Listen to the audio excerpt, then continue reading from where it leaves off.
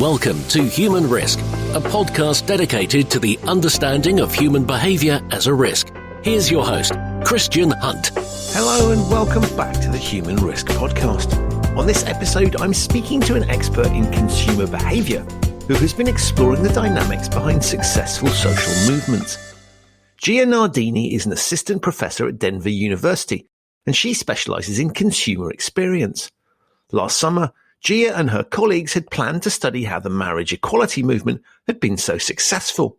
The idea being that many of the drivers behind consumer behaviour, in simple terms, what makes us buy things, are also of relevance when it comes to successful social justice movements. As Black Lives Matter protests broke out across the US and globally, Gia and her team shifted their approach. Why study something that had happened when you could study something that was happening? So they pivoted and began to look at a social justice movement in real time. What emerged was some fascinating insights into what makes social movements successful. Rather than just write a piece of research, what Gia and her team did was to author a guide that other social movements can use, the secret sauce, if you like, that makes social justice movements successful. Or not. I find this fascinating. Why do some campaigns succeed and others fail? And how does someone specialising in consumers think of the idea of applying that to social movements? Only one thing for it. I invited her onto the show and she said yes. And as you'll hear, Gia isn't your average academic. And I mean that in a really positive way. She wants to make a difference and is keen to ensure that her work serves a social purpose. She's also a lot of fun. So please enjoy my conversation with Gia Nardini on what makes social movements successful. Gia, welcome to the Human Risk podcast. Thank you for having me. I'm happy to be here. I'm really excited to speak to you. And before we get on to the piece of research that just grabbed my attention, can you tell my listeners a little bit about you and your area of research? Sure. So I'm a professor at the University of Denver, and my research initially started looking at human experiences. My very first project was looking at how taking pictures affected the enjoyment of experiences, because I always felt like I was there, but I was not really there. And I thought, gosh, taking pictures is like ruining my experiences. And from there, it really morphed into understanding how we process experiences, what makes them enjoyable. And I kind of meandered through this process of wondering how we can help people at all levels of the pyramid, right? Most of the time we're focusing on the top of the pyramid. And it became fascinated with consumer bases that we don't normally look at and barriers to access, like food deserts, and how do we help people get the necessary food that they need? That turned into, well, how do we take these awesome solutions that are working in really tiny communities and blow them up so that we can help people on a larger scale?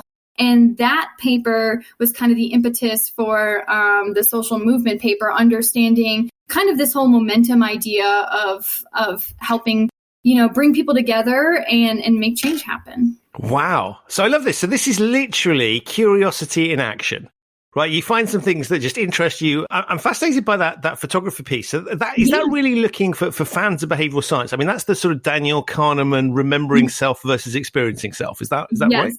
Yeah, that's a great point. That piece was a little bit difficult because of this dissociation between our experiencing self and our remembering self. And we actually are very well adept at coloring our memories more positively. And so I think that, and this is kind of personal opinion, but I think that's kind of why we fail to learn. And we continually find ourselves enjoying ourselves less than we could because over time we look back and we say, oh, that was such a great trip.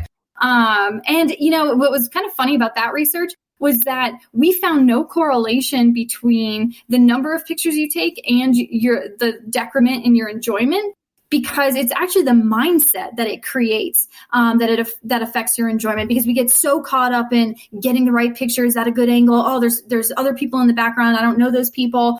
And all of a sudden, we're just no longer present.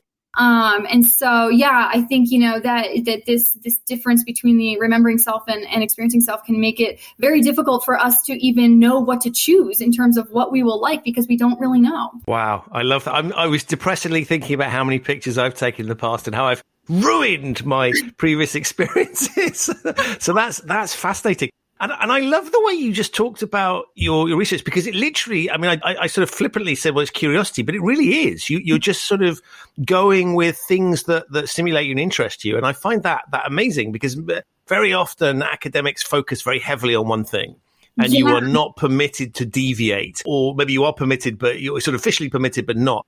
That's fascinating that you've had that degree of freedom and felt comfortable just to meander. Yeah, I will say it was risky, and it still is kind of risky because, there's a tenure process, and I have to get tenure if I want to keep my job at my university. And they do look for a program of research that is coherent. But I will, in some ways it's a weakness, maybe a strength. I can't help but just explore what fascinates me, what affects me personally, like things that happen in my own life. And I want to know the answers. Why am I doing this? Why did I make that mistake? But thankfully, even though it's kind of meandering, it all kind of focuses broadly on consumer well-being, or even just human well-being, and just different aspects of that. So thankfully, they all kind of fit into one nice bucket. But yeah, I think that's kind of the beauty of this job, is just being able to look at something that's happening and say, I don't understand that and I want to, so I'm going to research it. I love that. That's just really, really infectious, actually, as an attitude to life. And I think, and in a world, I think, where there's lots of polarization, it's really nice to see somebody just naturally, let's just go wherever we go, and maybe we have to challenge some orthodoxies around that. And so I love it, and you've kind of won me over with that piece, which brings us nicely on to the reason I got in touch with you, because you published this piece of research last year. I discovered it early this year, which was just blew my mind, because it sort of answered a whole host of questions. So can we go back to, what were you doing when you sort of started the project? Because there was a pivot in the middle that I found fascinating as well. Yeah. So we had been working on this paper around scale and scaling, what we call bright spot solutions in a community. How do we make, because what we were finding in that paper was that you can't just replicate something from one community to another. The typical scale that we see with businesses, where it's kind of like extraction and replication, and you have the same exact McDonald's and Starbucks in every community, that doesn't work for tough challenges like poverty and homelessness, because what causes poverty in one neighborhood can be very different than what causes poverty in the neighborhood next door. And so from that paper, we started to wonder, well, how does this apply to social change? In terms of how do you grow a small, tiny movement into something that garners a ton of support and ultimately changes policies? Because it seemed like there were some overlaps with the fact that you can't just extract something and force everyone to believe what you believe, and there you go, and we're done.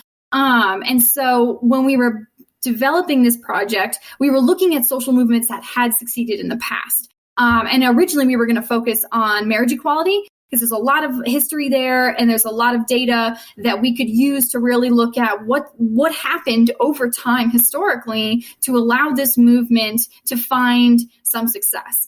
And it was when we had this summer that we had with all of these police brutality and these deaths like Ahmaud Arbery and Breonna Taylor, and George Floyd, that we said, you know what, this is happening right in front of us. And we need to kind of recognize that our paper is speaking to what's happening right now. And so it really required us to rework and tweak, and kind of dive into a new social movement. But we didn't want to let that moment slip by, because it allowed us to kind of watch it play out in real time, and use the research we were using to follow it and track it, and recognize, nope, that's not happening over there, but it is happening over here. And so it's kind of crazy.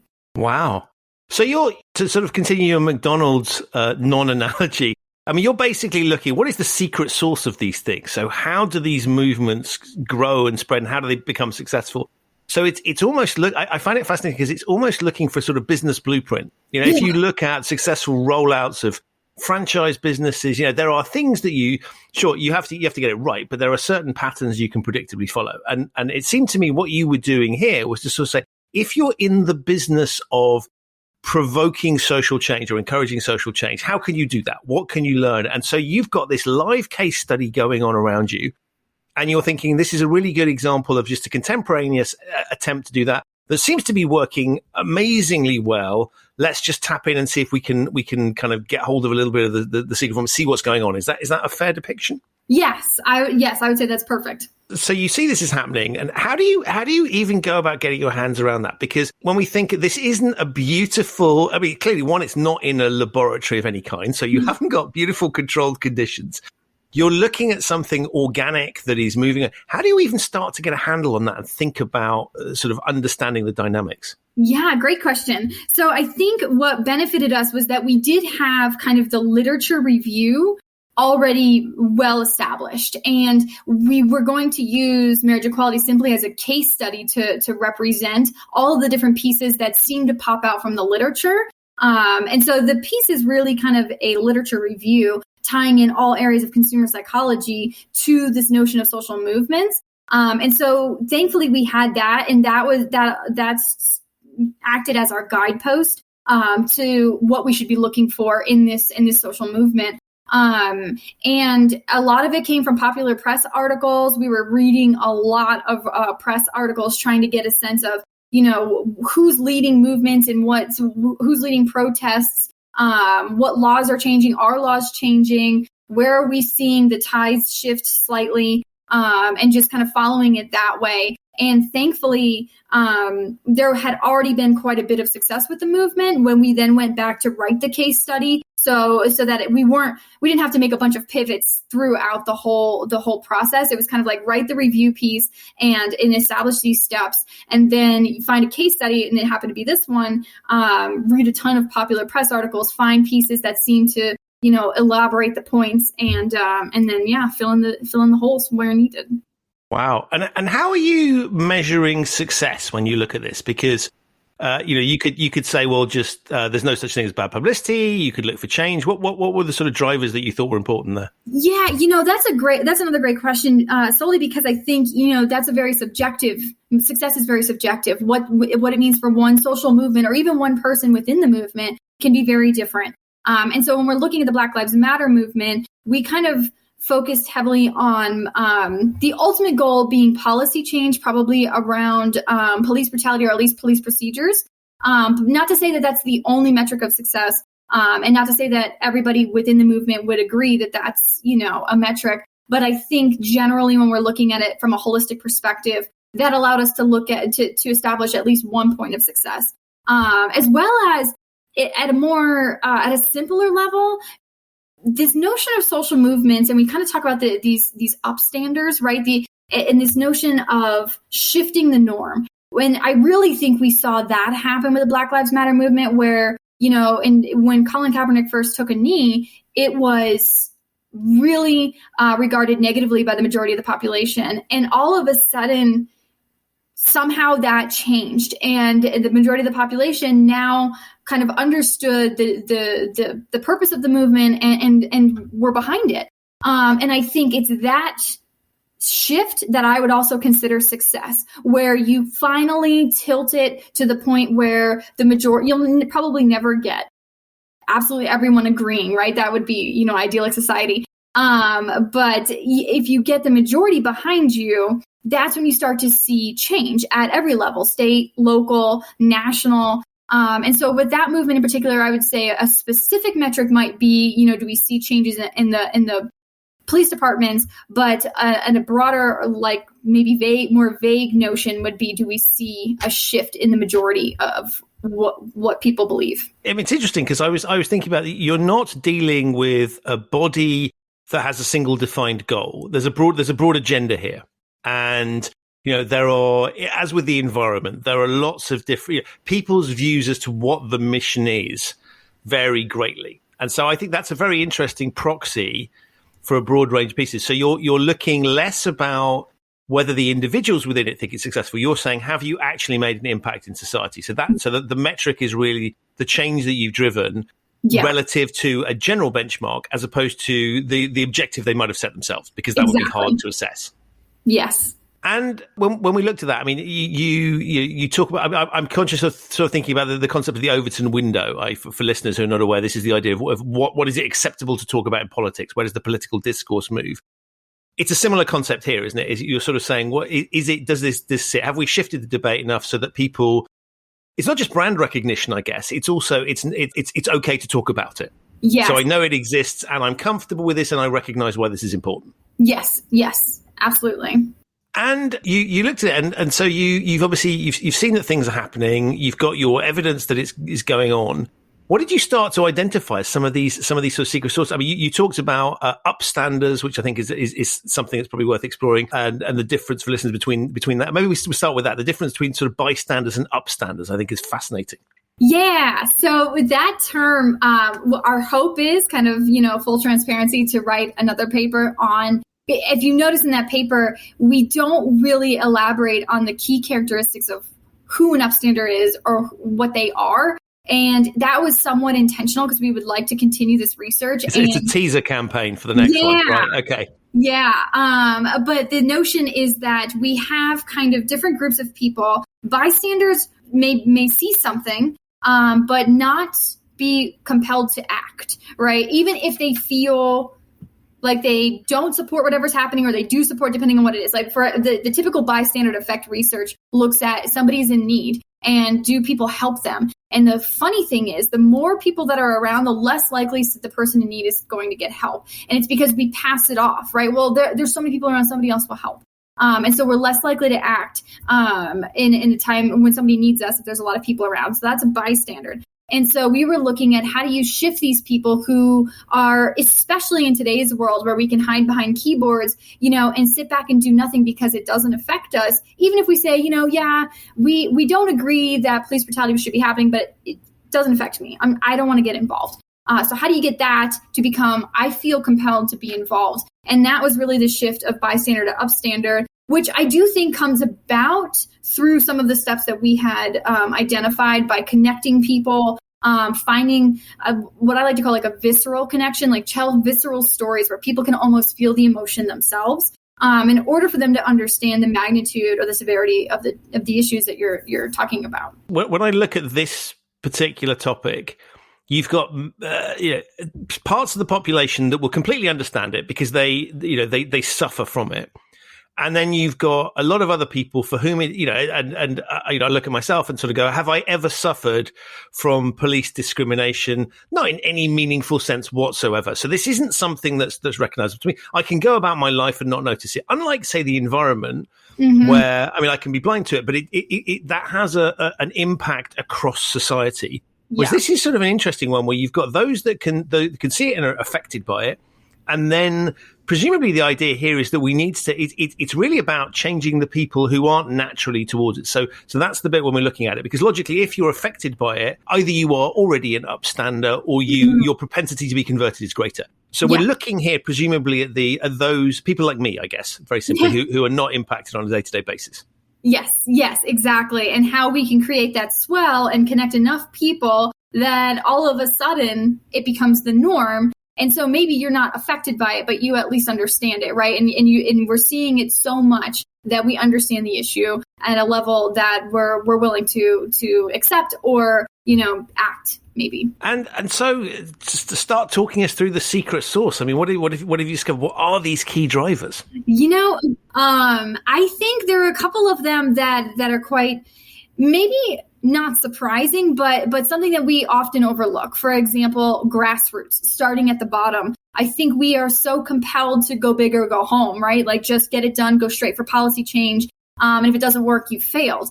And what we found is that not just with this movement, but with a couple of the movements we had looked into, it's the people that are on the front lines, that are acting, that are, protesting out in the streets or, telling their story, that's where the power is at. So starting with the grassroots and recognizing the importance of cultivating that group of people, I think is sometimes overlooked. We look at, do you have power? Can you get me in the door? And if you don't, then you're useless. But instead, those are the people that matter because they're the ones who are going to drive the change. They're going to be the ones to start that movement from a tiny little group to a massive swell of support. So I think starting with the grassroots is one of the slightly surprising. And being leaderful, another one that we identify in the paper that comes from a book that we rely heavily on about how social movements succeed or how social change happens.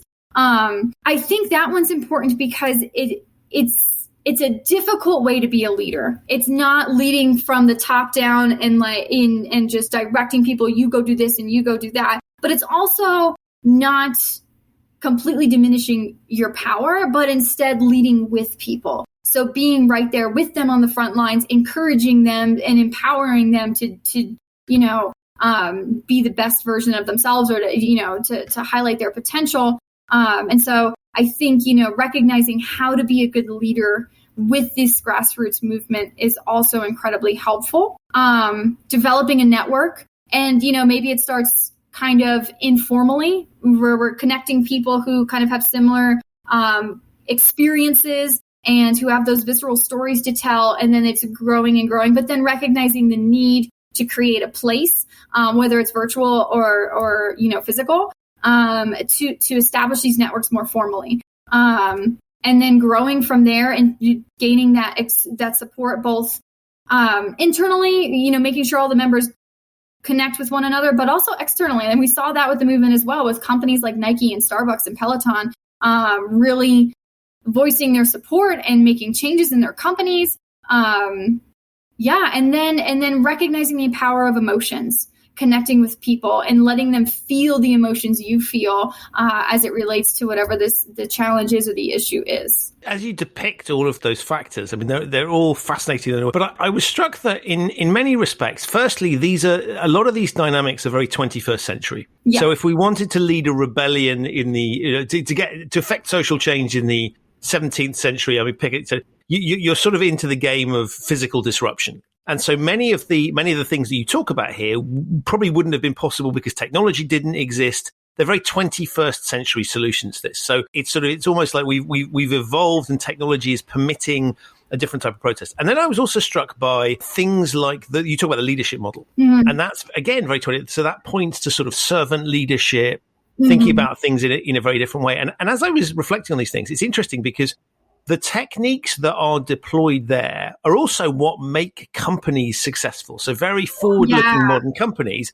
adopt exactly these approaches. It's almost like, if I change the context, the playbook you've just read out sounds like a very forward-thinking company that's running itself, making the most out of technology, getting the best out of its human capital. And that's, for me, that's a fascinating parallel. I agree with you that it's not that these factors would exist only with social movements. And I agree that we could also see it with effective business leadership. In respect to your point about it being 21st century, obviously we're also talking about social networks in there. We didn't have those either. But we do see differences too.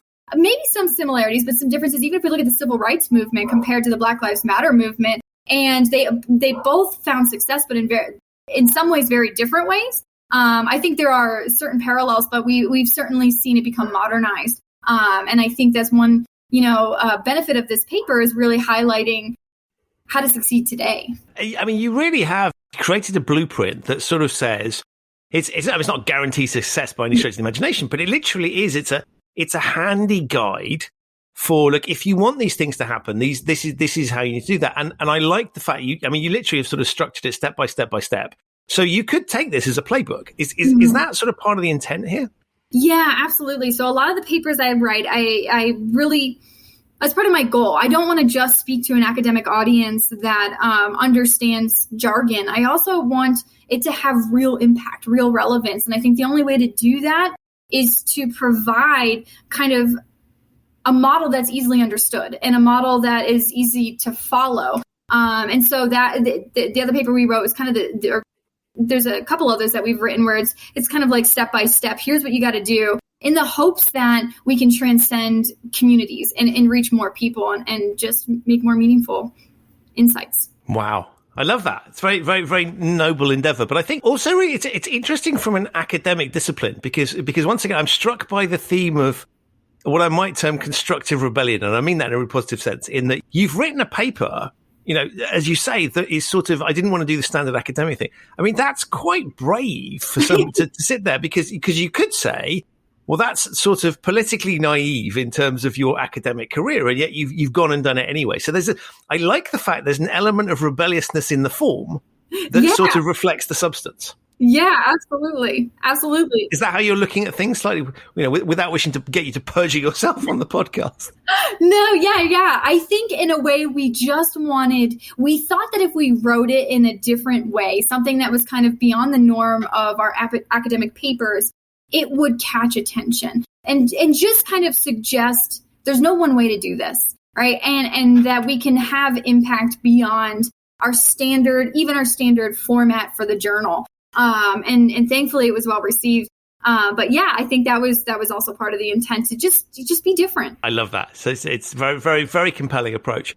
And I also love the fact that you start with that. And I had a vision of Greta Thunberg as I read this piece about the sort of small things can become big. Yeah. And therefore that natural human, you put it nicely, sort of, go big or go home.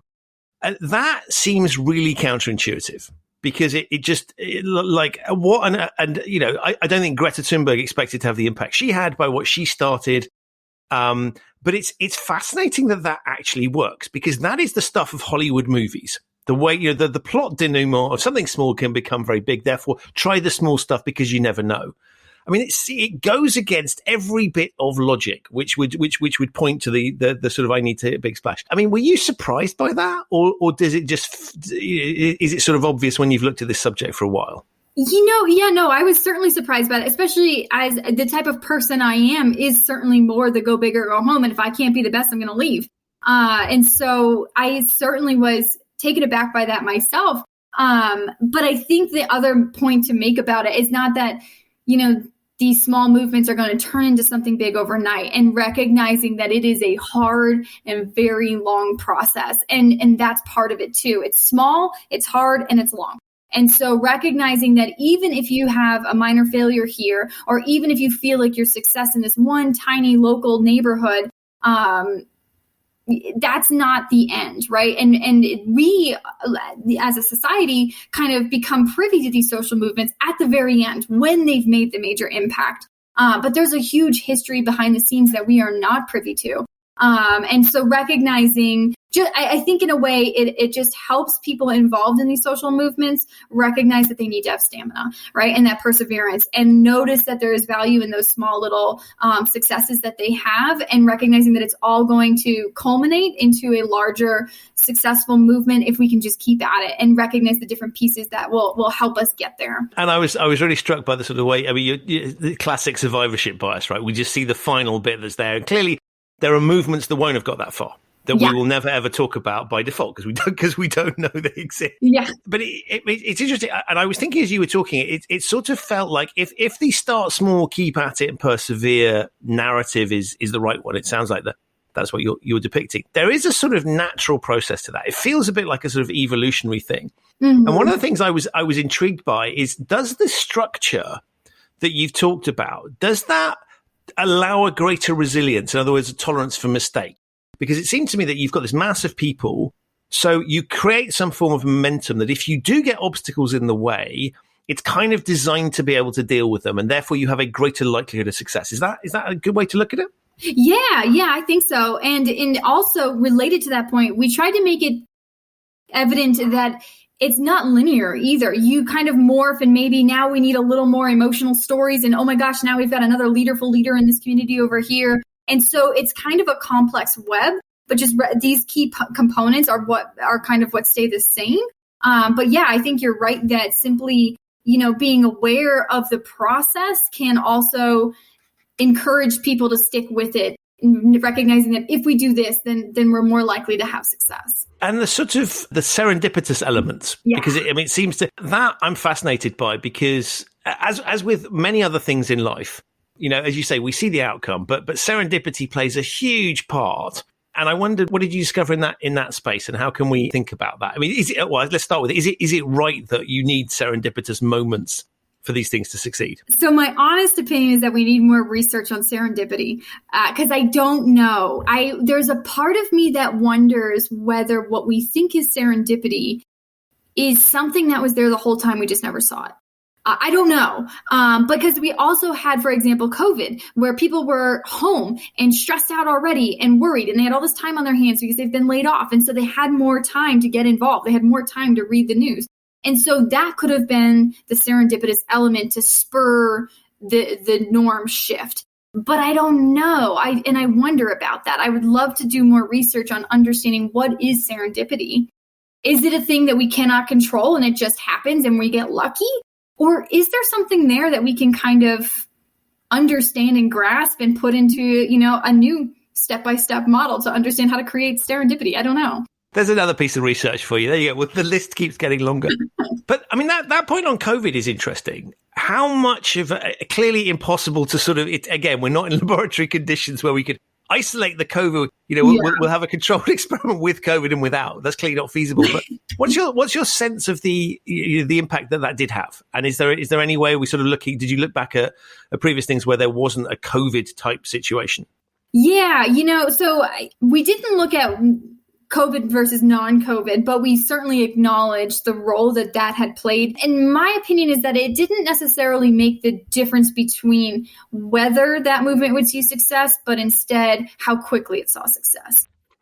Because we have things like the marriage equality social movement, which was, maybe there was some sort of serendipitous that I'm unaware of, but moments that happened. But I think that would be my understanding is that, because of COVID, we saw it kind of hit maximum momentum really quickly because all of a sudden now we're home. But I don't know that if we didn't have COVID, we would never have seen success. I think it simply would have taken a little bit longer. That's really interesting because I've been looking at COVID as an accelerant of lots of things. I mean, video technology would be one good example.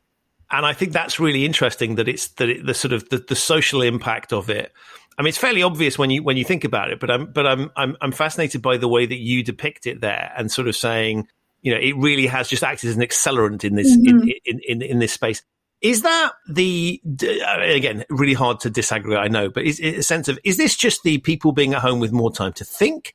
Are there other elements that helped drive this? As COVID specifically sort of helped this particular cause, given the social dynamics? Have you any sense around those sorts of? The one thing that I think that is different with COVID, with respect to this movement, is just the human component. I think we all of a sudden, we were all suffering in some way. We were all isolated. We all felt some sense of disconnection from each other, and some sense of pain.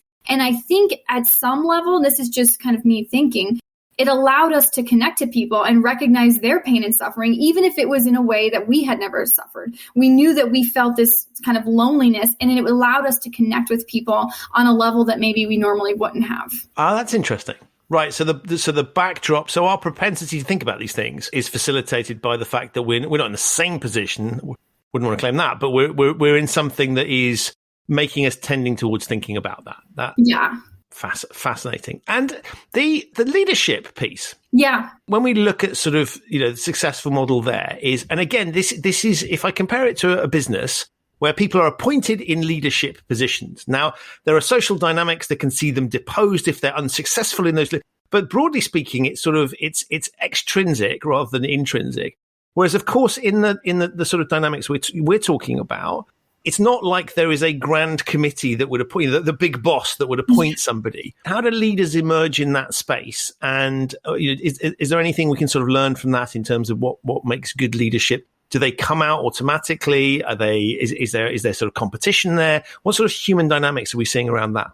I think the human dynamics we see are sometimes they are directly affected, giving them this visceral experience. They're sharing their experience. And I'm thinking about kind of like the gun rights movement or the stricter gun laws with respect to the school shootings, like Marjorie Stoneman Douglas in Florida, and the children of the teens at that school really becoming spokespeople for this cause because of their experience for having survived a mass school shooting. And so I think sometimes it's that, having that experience, but that clearly won't be enough. And I think one thing we saw very clearly with the Black Lives Matter movement was the leaders' willingness to not only share their experience, but to get down, on the ground and work right next to the people who are protesting. And I think making the parallel with businesses, it could be the same thing where you have a leader who instead of says, directing people, you go do this and you go do that, but instead is right there next to their employees doing the hard work to get the job done. And not to say that the employees have all the power or the grassroots members have all the power. And I think that's where it's a little bit different than a completely flat organization, and rather simply encouraging and empowering people to work with you. And so recognizing that you have the power to motivate these people and kind of lead them, but not taking that leadership to a point of directing them on what to do and when to do it, but letting them build it in their own way. And so they obviously have to accept your authority on some level if you're a leader. So you are there is a sort of control mechanism. If you overstep the mark, you push it too far, you're not seen to be doing those things. You'll in effect be ousted or not respected. And because this is a volunteer movement, that can happen so in a way, it's a sort of leadership or management. Management is probably the wrong word, but sort of leadership model that is very it's self-calibrating. Yeah. Because the moment you do step out of line with some of these dynamics, you cross those lines. It's not the threat of your boss firing you. It's literally your people will no longer listen to you. Yeah. Yeah. Absolutely. And are there any tensions there? I mean, are the people in the leadership positions? Does it just work out that they get there, or have we seen any sort of examples of failure where people have been pushed out by the tribe or had to change the way they've done things? I mean, how effectively is it that it promotes successfully just because it promotes, or is there a sense of actually it occasionally does have to throw people out from that level because their authority is no longer accepted? Yeah, I think we certainly see tension. And even within the movement, we've seen different kind of subgroups kind of splinter off, thinking that the movement stands for something different. So certainly there's conflict. And I think the best way to resolve that, especially as a leader and being leaderful, is to strengthen the bonds between people in the movement. And the stronger people feel connected to one another within the movement, the less likely we are to see this splintering or this conflict that becomes unsolvable. And so I think, again, going back to that grassroots and all these pieces are connected. If we have a strong enough connection with our members, I think, if you make a mistake or if you overstep in some way, there would be forgiveness. But if those connections are weak and people don't see each other as a collective whole, then that's when I think you could easily get people not buying in, dropping off, or just deciding not to even listen to whoever might be that leaderful leader. And so that then permits you to have a relatively broad church, because the idea of splinter groups, it seems to me interesting because it is a very, as with a lot of these movements, there's a lot of different perspectives. You say a lot of people come to it for personal reasons in many cases, and therefore that will be very different by default coming in. Is there a sense of splinter groups either being helpful in that it helps to sort of cleanse a little bit and remove some extreme elements? Is that just a natural part of it? How do those dynamics work? Or should they be trying to eliminate even the concept of them existing? Yeah, so I don't want to over speak on these things because we didn't look too much into splinter groups, especially since actually we're seeing it more now since the paper has been published than while we were following that movement in particular. But I would say, I don't want to speak for people that I don't know, but I don't think that these violent out groups or, splinter groups that we have seen, really speak to the core of the mission. And so I think get rid of these splinter groups that may be negatively impacting the goal of the movement is probably not a bad thing. But I think it could also be helpful in the sense that not just splinter groups in general might be helpful to broaden the network. So as long as these groups are kind of collectively agree upon the goal of the movement and yet maybe they pursue it in their own way, I think that, could certainly help to broaden the network in a way that connects people. But certainly there are probably extremist groups that are negatively impacting social movements. I'm sure that's a thing. And I'm very struck by the very understandable reasons, the caveats you've put there, which is clearly this story hasn't finished.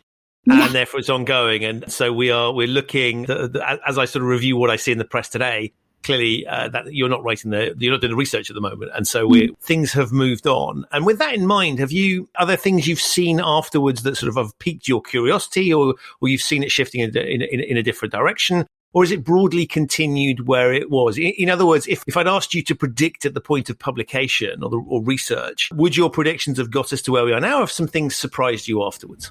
I think the one thing, this wasn't something that was absent when we wrote the paper, but I think since we've written it has become even more of an issue is social media.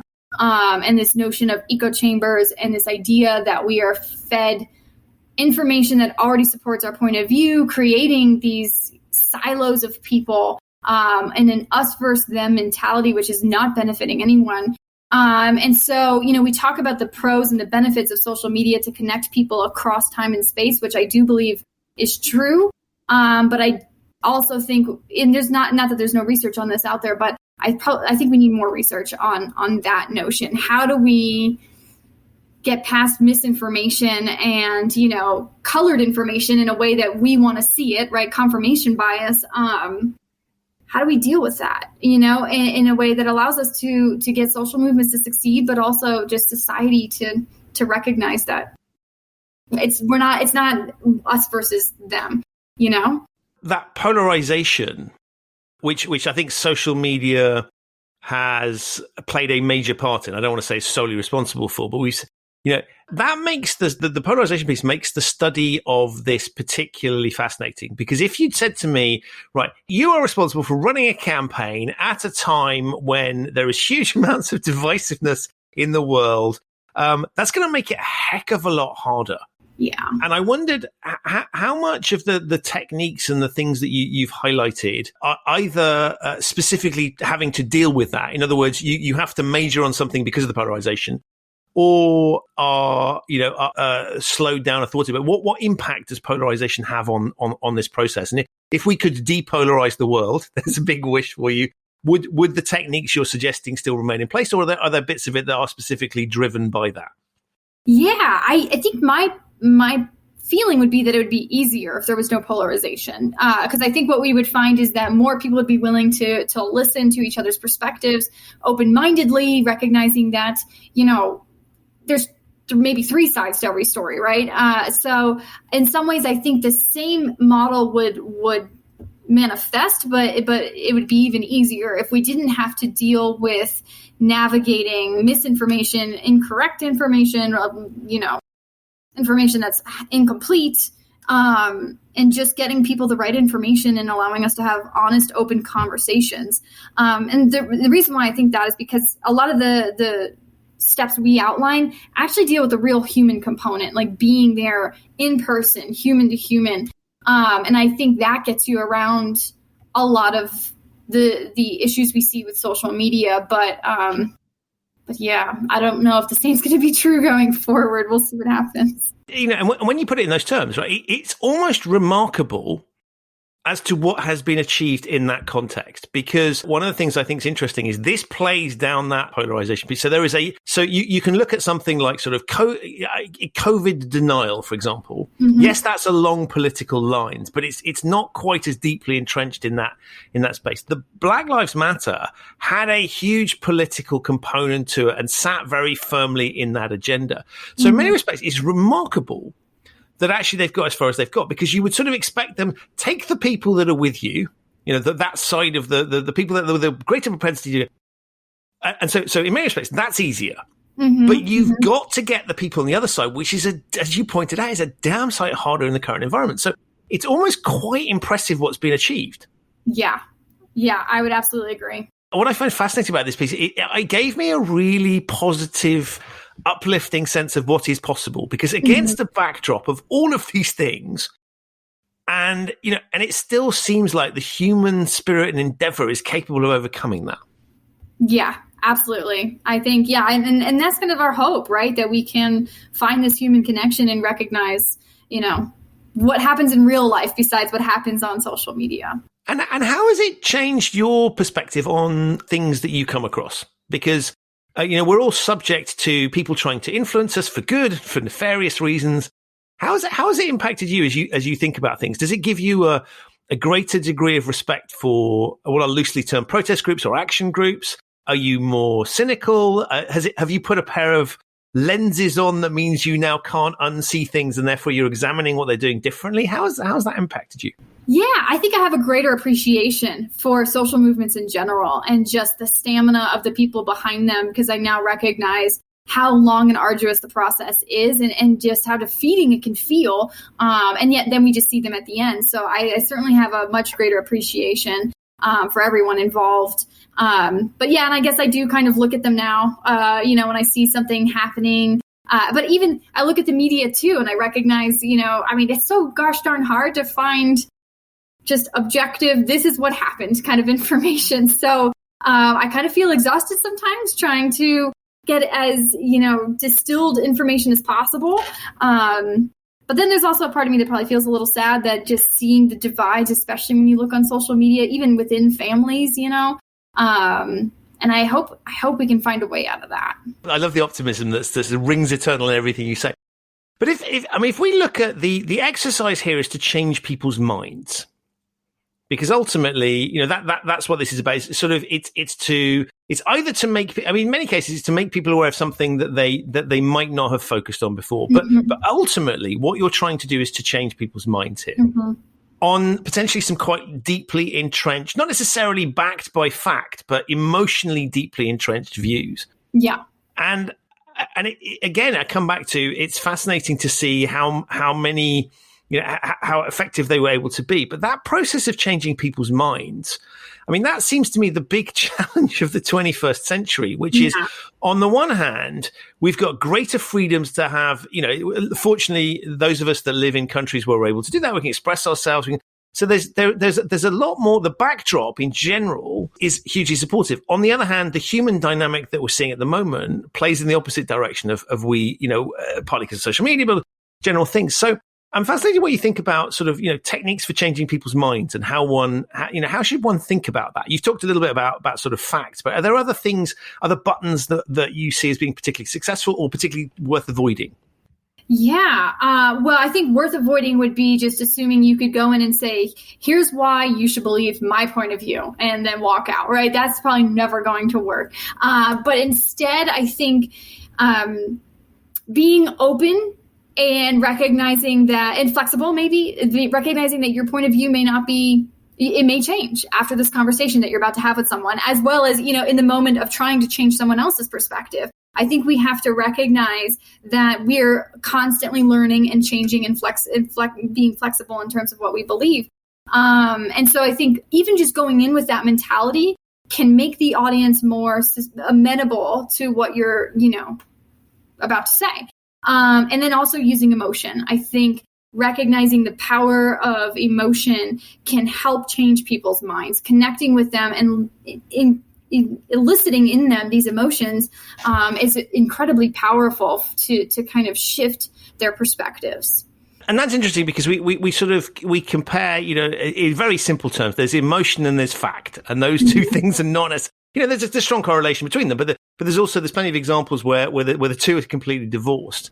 Yeah. And that's a very interesting piece because, again, traditional logic would say you need to present people with facts, and that's how you persuade them. And I think we're very clearly seeing now that emotional stories are way, way, way more powerful than any form of fact. And that, I was really struck reading it, and by what you've just said, that is absolutely not to be underestimated. And that a hypothesis I had when reading and thinking about it was to say that bit, that is your key PR piece, the sort of engagement bit.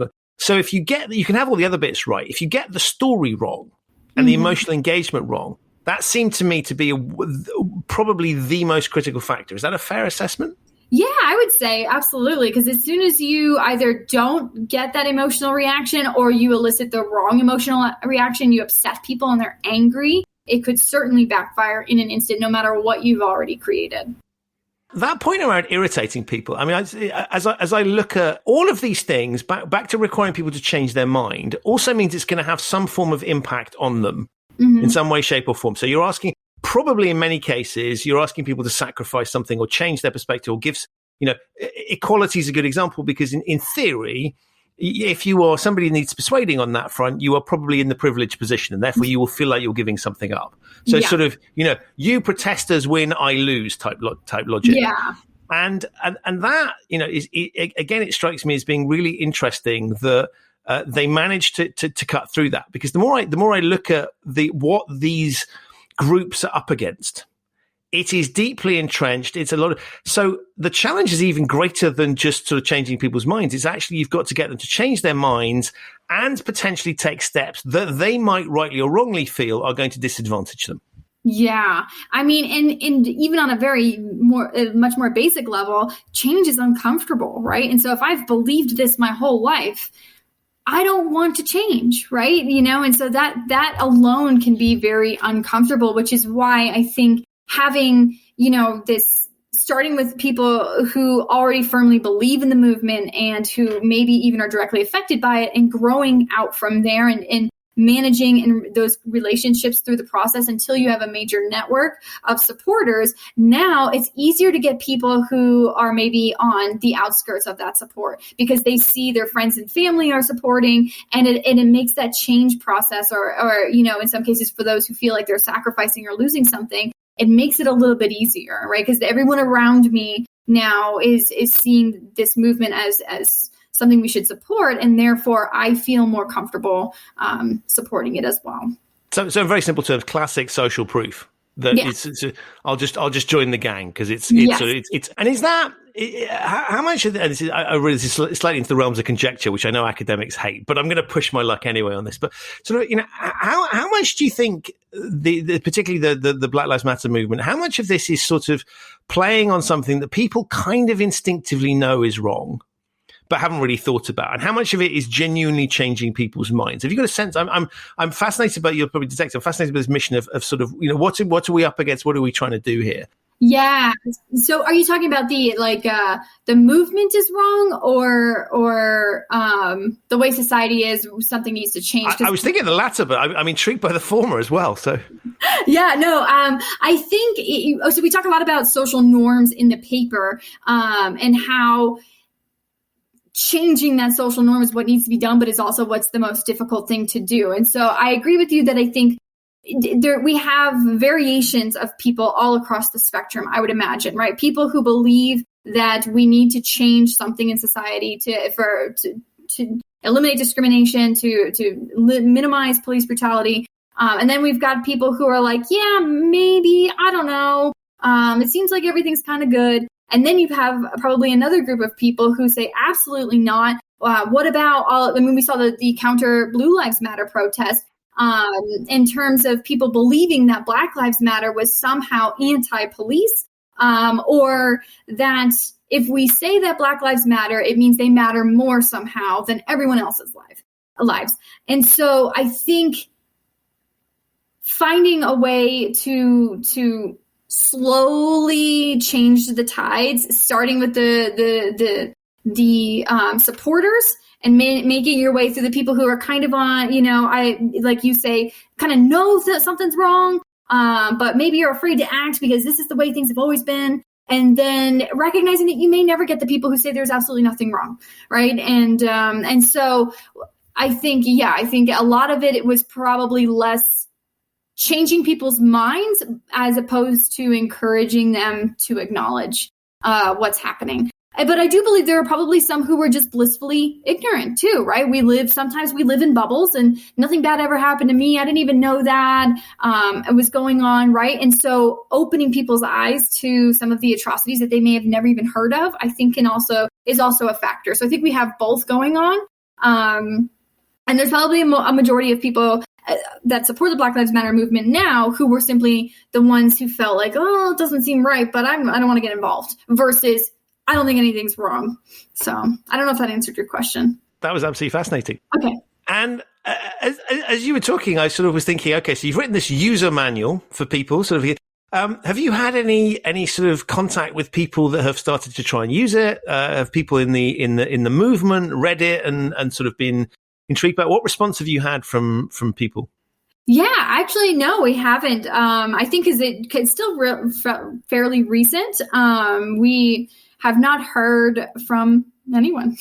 So this is a call out. We should be because I'd be fascinated to know. I mean, clearly it's just sort of, I was intrigued with that, whether they would recognize the things you were talking about. Are they, it always strikes me as interesting because often human beings do things intuitively and then we retrofit the logic. Yeah. And it seemed to me that in many cases, as you were describing these things, back to this sort of feeling organic and natural, there isn't a great mastermind behind this as thinking. On the other hand, there are some smart people in the midst of this who clearly are, there'll be some people who are just sort of interested in it emotionally and don't need to think about, and they're just there to play their important role. But there's other people who'll be thinking, how can we mastermind this thing? How can we be smarter about what we do? And so for me, it's a fascinating thing of sort of looking and saying, actually, is a lot of this stuff just natural human intuition is getting an outcome that's effective? Because after all, it's people trying to persuade other people. Yeah. Or is this actually, if you were to explain it to them in the terms that you've outlined it, they would sort of go, oh, that's really interesting. It hadn't even occurred to me at all that we were doing that. I didn't even, or we weren't doing that. We didn't even think we were doing that. We just sort of, that you've interpreted not your view is different to ours, and I'd be fascinated around that to know whether what the sort of the people that have been through it, whether they would recognize your way of depicting it. Yeah, so I can speak from the other paper we wrote about scaling successful in social innovations, which is similar to successful social movements, because we actually interviewed organizations or leaders in organizations whose organizations have been able to scale, but in a different way. So we call it like scaling wide or scaling deep. And I would say that sometimes they are aware of what they're doing. And I think a specific point would be the grassroots. So I think some movements, and at least the leaders within those movements, will recognize the value of the grassroots and know exactly what they're doing by empowering those people. I think that they may be less aware of the fact that they are leaderful. I think that's pretty common, that they don't realize the leaderful leaders, that's who they are, until you bring it to their attention.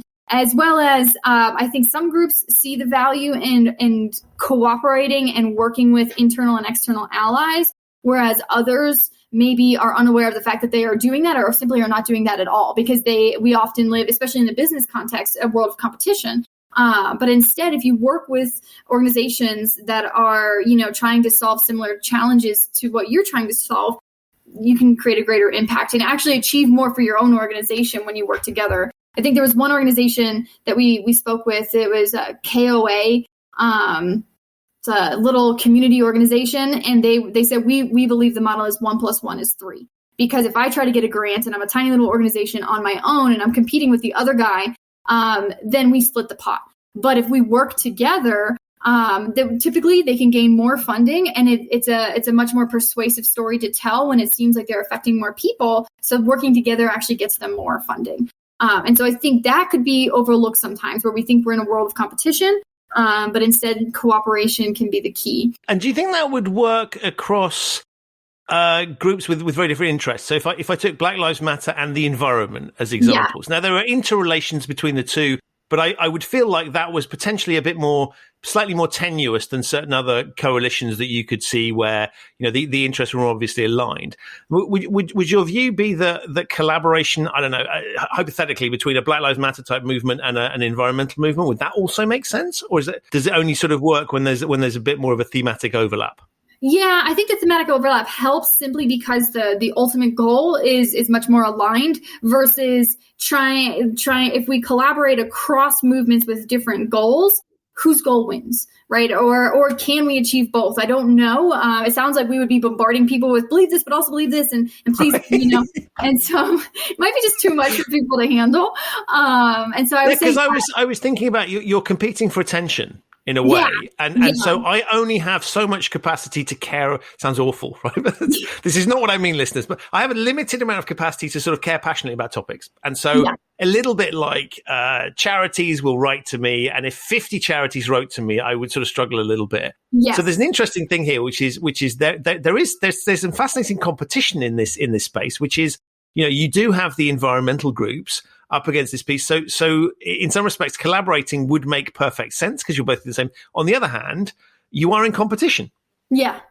And so it's almost like competition among networks of organizations or networks of people within a movement versus competition between, right? So we want to group the similar organizations or networks together so that they're a more formidable force to compete versus, thinking that we can just group everyone together and everything's great, right? So I think, but by doing the cooperation with like-minded organizations that are achieving similar missions, then we can create a larger network to work together under. But I agree. I think if it gets too dispersed and it seems too divergent, then it's going to fall flat. Wow. Now, we know that we have to finish on a positive note to meet the peak end rule. So what are your sort of, I mean, the whole sense of your research is very uplifting, right? Which is a sort of political nuance is not entirely intended, which is, so yes, we can, right? Is that things can happen. And it's amazing what can be done with perseverance and, and effort and all those things and learnings on the, what's your sort of positive message for humanity as we go through? We thought we'd done it in 2020. 2021 is also proving to be really interesting and challenging. As a positive note for which we can close the podcast out to give us all something nice to go away with. Sure. I would say every little movement matters. Every little action counts. And don't give up. I mean, ultimately it will come around. And so recognizing that it's a long journey, but it's a worthwhile journey. And taking even the tiniest step can be helpful. So go out there and do it. There we go. I love that call to action. Thank you so much. You've been an absolute pleasure on the podcast, but I love the research and I loved your ethos because it's just so refreshing and energizing and practically useful. So I enjoyed reading it. I knew I was going to enjoy the conversation. I absolutely loved it. Thank you so much for all of your insights. I'm going to keep a close eye on the things that come out. I will put links to all of the things in the show notes, but thank you so much for all of that. But above all, thank you so much for being a great guest on the podcast. Well, thank you. This was such a blast. So I really appreciate you even inviting me on here. So that's it for another episode of the Human Risk Podcast. My enormous thanks to Gia for appearing and to you for listening. To find out more about Gia's work and her research, have a look in the show notes. There are links to both of those there. If this is your first time listening to the Human Risk Podcast, welcome. You can subscribe wherever you get your quality audio content. It's available on all of the major podcasting platforms. If you're a regular listener who loves the show and haven't yet left a 5-star review for it on the platform that you're using, please do so. It really does help. If you're interested in more human risk content, visit human-risk.com. There you'll find videos, links to the newsletter, and other content. I'll be back very soon with another episode of this show, but in the meantime, stay safe and thanks for listening.